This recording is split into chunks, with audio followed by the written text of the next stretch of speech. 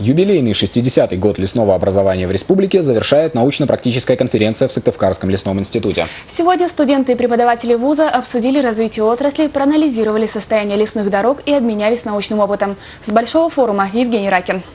За 60 лет роль Сыктывкарского лесного института значительно возросла. И не только в республике, отмечает гость из Москвы Станислав Старостин. Начальник управления Федерального агентства лесного хозяйства специально приехал на сегодняшний форум. Сейчас это крупный образовательный, научный, инновационный центр. Причем этот центр, я бы сказал, не регионального уже, а скорее межрегионального, в чем-то федерального значения.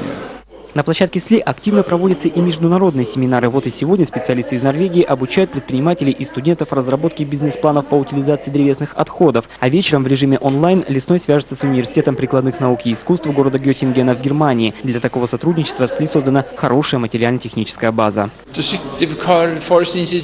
Мы очень довольны сотрудничеством с Сыктывкарским лесным институтом, который обеспечил нам и хорошее техническое оснащение, и предоставил помещения и студентов, которые очень активно сегодня работали.